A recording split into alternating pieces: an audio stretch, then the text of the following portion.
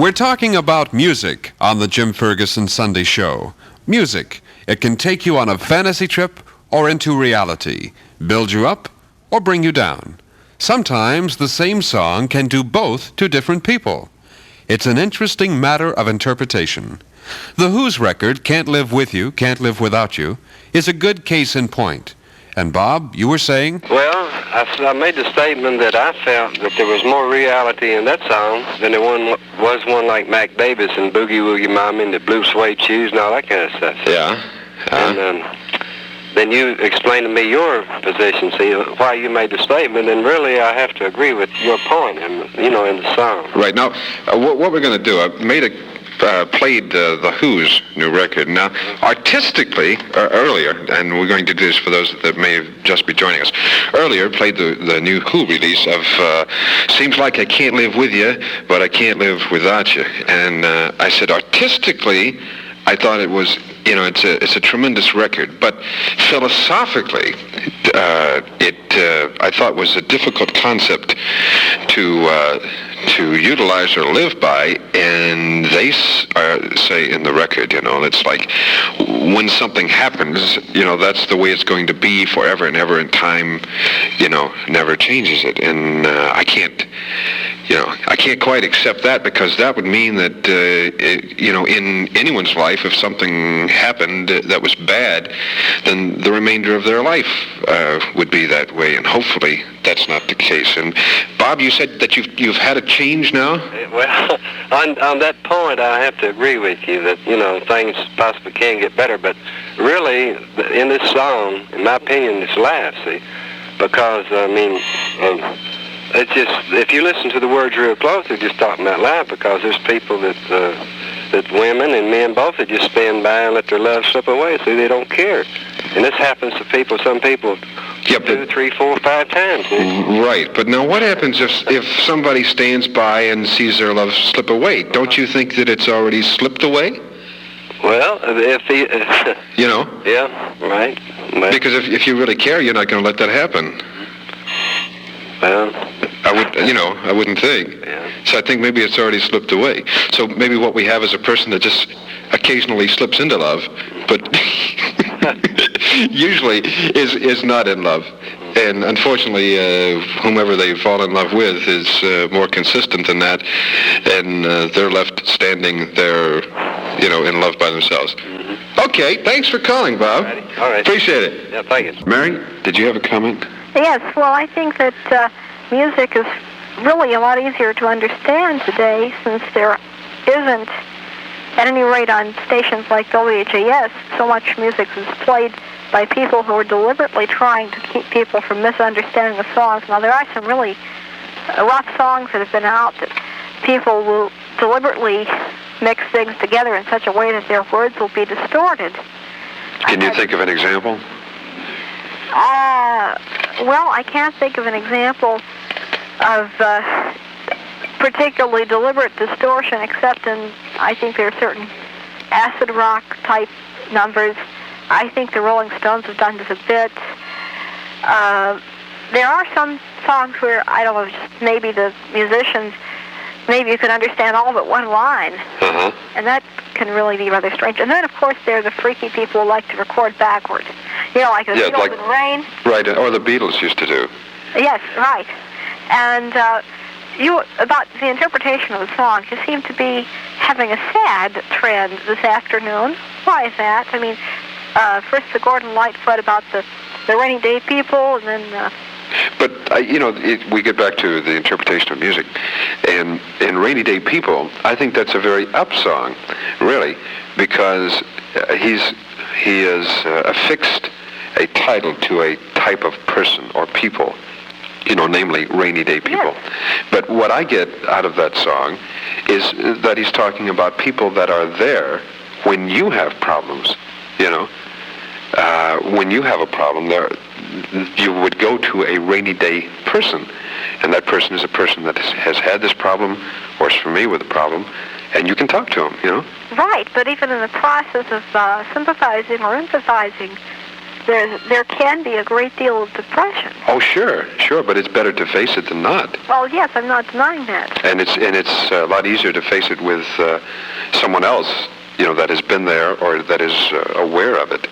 Oh, and, yes, but you get a lot more happiness built up out of a song like, for example, Bridge Over Troubled Water, which tries to convey the same idea in a way, if I understand your meaning of Rainy Day People.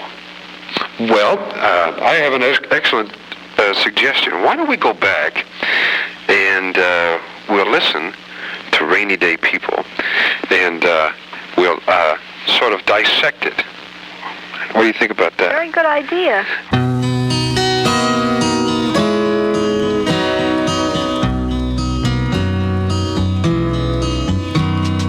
Rainy day people always seem to know when it's time to call. Rainy day lovers don't hide love inside, they just pass it on. Gordon Lightfoot, Rainy Day People. Susan, you were saying? That sometimes, quite often in songs, I can't understand all of the words. I can usually get the general gist, but I'll try it, listen 3 or 4 times to a song to figure out what one particular phrase is. Yeah. And I can't for the life of me figure it out. Can you understand? Is it that you can't understand the words, or you can't understand the phrase? Well, what they're, the words, what they're saying. I see.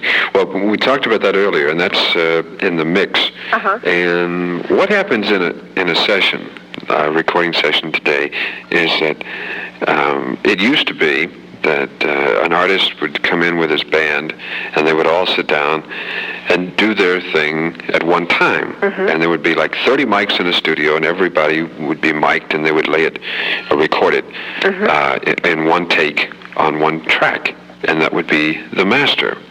And then in the industry, they started coming up with multi-track recording devices. And so that meant that instead of having to do it all at once, and considering the probabilities of everybody doing a perfect piece in the song, they could do it segmentally or track by track. Listen, in other words, they would lay what's called a rhythm track, or just the basic beat on one track, and then they would back that up and listen to that and record on another track the next piece of business, whether it's a guitar solo or whatever. And it's in a form like constructing a song where they keep laying tracks and tracks and tracks until, depending on how involved it is, maybe 8 tracks, 16. They have 32s. They even have 60-track recorders. But anyway, they can build it like building blocks, and it still gets back even after they have all the tracks and they have them all perfect. And many of those tracks, it takes 10, maybe 15 tries to get just that exact thing that they wanted. But it gets down to the final thing, which is a mix. And today, everything is mixed either like quad, 4-channel, 2-channel, and it gets it depends on the producer. All right, he is in charge. You have an engineer, which actually does the physical mixing, but the producer determines exactly how loud the lyrics are in relation to the music. And sometimes after you hear a song over and over and over and over and over again, which the producer does, he knows the words, Right. Even if he didn't hear them, he would know the words, Yeah. So I think sometimes he forgets that other people have never had the opportunity of hearing what's called a rough mix, which is the lyric is way up front and the background is way down, and you're just listening to the correctness of the lead vocalist, say. All right. They haven't had that opportunity to hear it in the clear, that's right, as it was, and know what the words are supposed to be. So then when the mix comes, he doesn't want to leave the lead vocal, what's called naked, or way up above the background. The background instrumentation is supposed to give body to the lead vocalist, to give the lead vocalist more strength and to emphasize what the lead vocal is doing, you know. And so when he mixes it down, I think the tendency is to bury it. Drown it. Yeah, trying to get that background up enough to give the lead vocal body and additional punch. Right. So I think that may be part of the problem that we're having today. And there's another thing too, and that is when you take a stereo mix and you come down, like dub it down to mono, or you're listening on a mono phonograph, when the two stereo channels combine, a phenomena occurs which is called additive effect, and that is that, well, in stereo, the left and the right are one thing. When you combine them together monorally, some of the things will add, and others won't. And if your background adds and your lead vocal doesn't, then again you have that thing of the lead vocal is buried back down, you know, under. So I think that's part of the problem that we're having today in not being able to understand the lead vocal. Yeah, I think another thing too probably is they're so interested, maybe not in this particular song, but in creating new musical effects, using different instruments, different ways that they've never been used before, that they don't really care that much about the words. Right, and also that in some cases lyrics are used only almost like an instrument. Right. You know, that it is you play the lead vocal just like you would a guitar. That it's there not necessarily for the words, but just for the effect of the vocal. I think Janis Joplin did a lot of that, to where it wasn't what she was saying, but how she was saying it that made the song. Susie, thanks for calling. Okay. Bye-bye. Bye-bye. We have been searching for a particular recorded song by Helen Reddy called Angie, Baby. This is back into our thing of talking about music, you know, and lyrics of music. And I want you to listen now, people, to the words of this song very closely now. And I'd like for you to give me your interpretation of what the song's all about, okay? You live your life in the songs you hear on the rock and roll radio.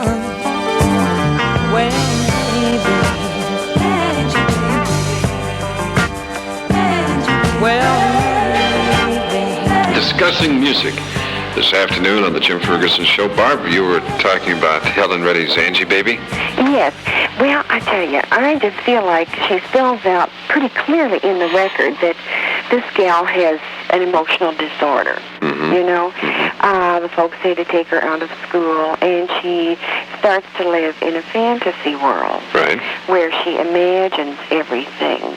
Well, then in the second part of the record, I think you can understand it fairly well.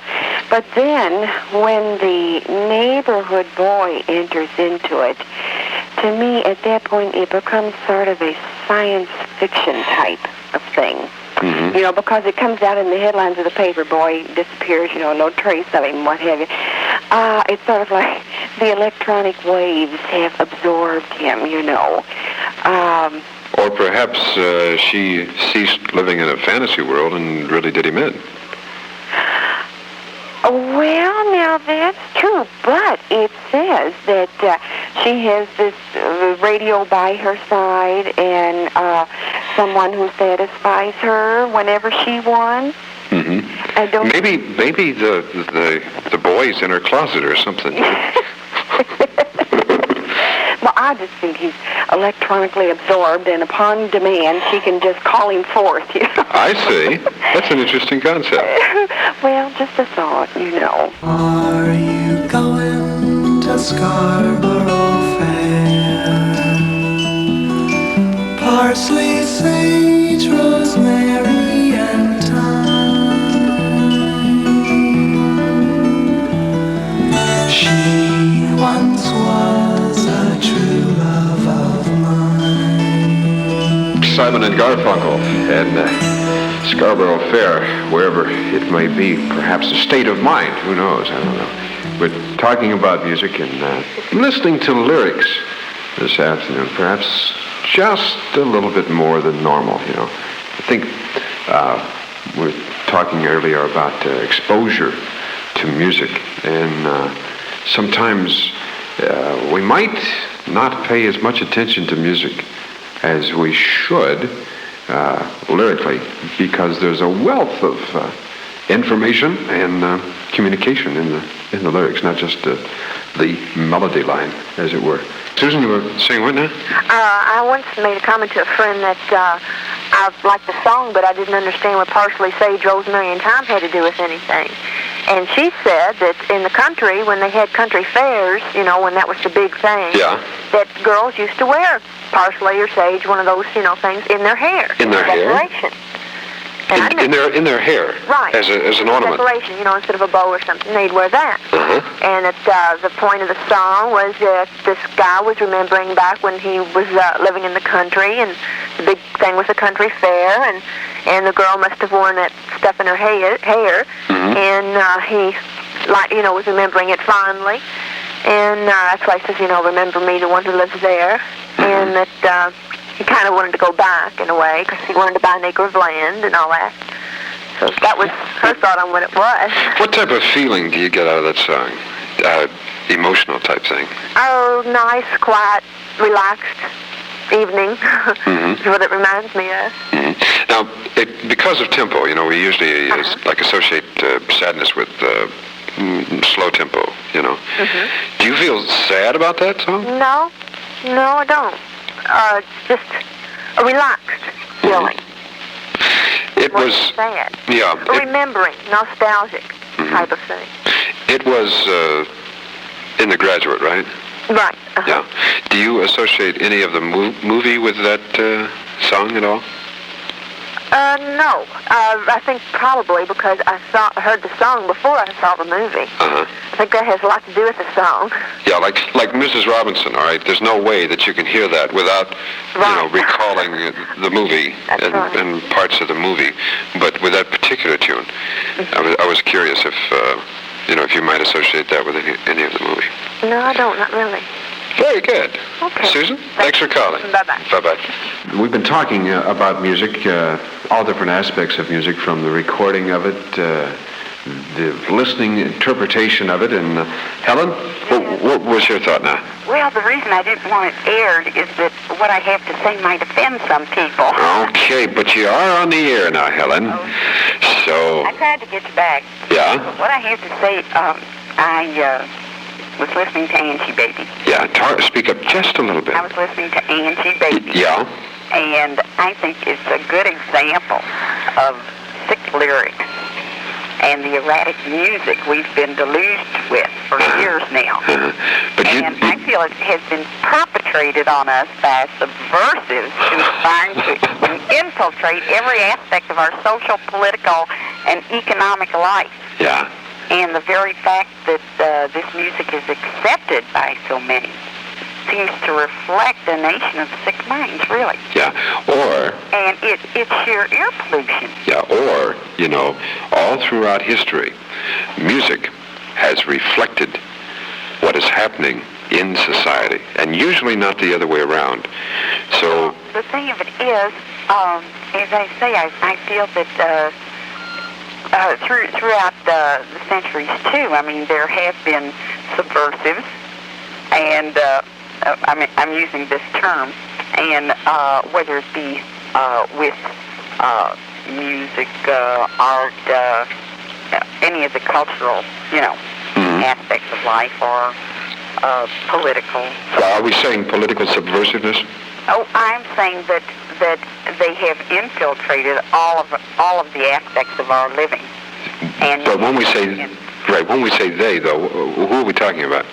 Well, you know what people say, that's weird. Yeah. But really, the music now, you get too bogged down with noise. It's really not music. Do you understand what I'm saying? Yeah, I can understand your viewpoint. But again, you know, what we're talking about earlier is that every piece of music is interpreted, you know, and it's an individual thing. Right. Now, I could pull... I don't feel that I'm alone. Yeah. That's the thing. I don't feel that I'm alone. I have found others, but there are many, many others, you know, that go in for this loud rock and noise. Right. And I say that this loud rocking noise that doesn't have any rhyme and reason, you know, is accepted by people who, I don't feel I'm a sick one. Everybody's, strange but me, right? Right, that's exactly what I'm saying. Listen, Helen, I want to tell you something now. I have a piece of music here. This, we're talking about conspiracies. This individual, this artist, is probably part of the greatest conspiracy in the world. This man has proved, beyond a shadow of a doubt, that age is nebulous. It's what you got to say. Anytime you need me, babe, just call. I'll be there. Call and see what a good friend can be when you need someone to care. There's a certain thing about Frank Sinatra. Ageless, timeless Frank Sinatra. Tom, we're talking about music. Yes, good afternoon, Jim. Yeah. One thing that I would like to comment on is some people said a minute ago that the music of today doesn't make a whole lot of sense, and there's a lot of noise. Well, some of it is. But if you will look around or listen around, the music of today is far more complicated. I'm talking about commercial music now, the top 40 in the country. Right. It's far more complicated at this stage of the game than it's ever been before, you see. I'm a musician. I play music, and this is something we've found out that it takes a lot more effort to work up material these days because there are so many complex chord progressions and everything being used. And another factor that this lady brought up a minute ago was that she didn't think the music sounded like anything to her. Well, back in high school, we had music appreciation. One of the things they made us listen to were some Gregorian chants. Yeah. And to me, they just didn't sound like anything. So hollering and beating on drums and everything. But these people got off on that, you see. Yeah. And I imagine they get off of it just as much as we do the music of today. And I dare say that if I ever get married and have children, they're going to be digging on music that I think is senseless. Right, probably so. Probably so. It gets back to what you look for in music. It's just, It gets back to what you look for or what you appreciate in music. And I think that as far as what music is primarily created and everything for a person's enjoyment, those of us who play music, of course, we get a certain amount of relief, and it's kind of a escape mechanism, I guess you could say, to put forth our feelings, whether we're playing our own compositions or other people's. But what I'm getting at is that I think you really can't put down someone because they like something a little bit different than you do. Right. Because what they like, you may be completely out of tune. I've got a question for you, Tom. Now, do you think that the music today accurately reflects what's happening in society today? Yes, I do. I think it always has. You know, people say, well, there's so much sex in music these days. There's so much talk about corruption and everything. But look back, back in the music of the 30s and 40s, it wasn't as pronounced back then, but it was there. It wasn't as open, I guess you could say. Yeah, well, I was listening to Joe Stafford, right? About a week ago, I was listening to Joe Stafford, and the song was "Make Love to Me." Yeah. And I never really thought about that before. When you get right, that's not too much different from Marvin Gaye's "Let's Get It On," is it? Right. No. It's in a different form. That's right. Because 95% of the music does talk about love, I guess because it's a popular topic among everybody. And I'm not down in that. Well, outside of being the greatest thing in the world, Yeah. But I don't know. I just think that people could be a little bit more open-minded, not only about music, but everything. I think we could understand each other a lot better. Mm-hmm. Is that glitter, or you think that's true? Well, I like personally all types of music. I try to psych out what it's all about. What was in mind when it was put together. What was the idea behind it? And then sometimes I get that all screwed up because it means something to me. So then I don't care what the writer was trying to say. It's what I make out of it. I think that's what constitutes a good writer too, Jim, because his song, what means something to him may mean completely something else to someone else. Yeah.